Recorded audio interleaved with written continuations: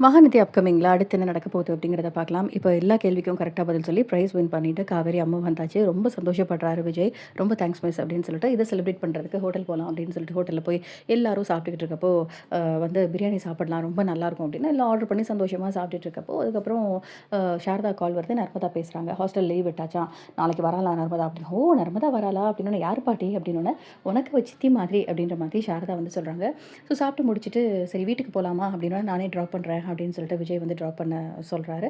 பண்றேன்னு சொல்றாரு. ஆனா வேணாம் அப்படின்றாங்க காவேரி. இல்ல கண்டிப்பா நான் தான் ட்ராப் பண்ணுவேன். நீங்க இவ்ளோ பெரிய உதவி பண்ணியிருக்கீங்க அப்படின்னோனே, ஏங்க அதுக்கு தான் நீ ஹோட்டல்ல சாப்பாடுலாம் வாங்கி குடுத்தீங்க அப்படின்றாங்க காவேரி. அதெல்லாம் பத்தாது வாங்க அப்படின்ட்டு வீட்டுக்கு கூட்டிட்டு போன உடனே, வாங்க வீட்டுக்குள்ள போலாம் அப்படின்னோனே, நீங்க தானே வரக்கூடாதுன்னு சொன்னீங்க அப்படின்னு விஜய் வந்து சொல்ல, ஆ போன தடவை வந்துட்டீங்களே சார் திரும்ப திரும்ப இப்படி சொல்லாதீங்க வாங்க வீட்டுக்குள்ள அப்படின்ட்டு வீட்டுக்குள்ள போயிட்டு திருப்பி வீட்டுக்கு கிளம்பிடுறாரு விஜய் அம்முவ கூட்டிக்கிட்டு.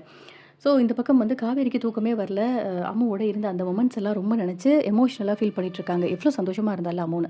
அதே மாதிரி இந்த பக்கம் வீட்டுக்கு போன உடனே தாத்தா கிட்ட எல்லா விஷயத்தையுமே சொல்றாரு. தாத்தா உங்களுக்கு ஒரு விஷயம் தெரியுமா? இந்த மாதிரி எனக்கு நடந்துச்சு தாத்தா ஸ்கூல்ல அப்படின்னோனே, அப்படியா விஜய் ரொம்ப சந்தோஷம்ப்பா அப்படின்னு அவர் அழுகுறாரு. ஸோ ஃபோட்டோஸ் ஏதாவது எடுத்தியாப்பா? அப்படின்னோனே, வீடியோவே எடுத்து வச்சிருக்கேன் வாங்க பார்க்கலாம் அப்படின்ட்டு அந்த அம்மு பெர்ஃபார்ம் பண்ணது விஜய் அதாவது காவேரி. அப்புறம் காவேரி வந்து எல்லாத்துக்கும் கரெக்ட்டா பதில் சொன்னது. அம்மு கரெக்ட்டா ஸ்லேட்ல எழுதினது.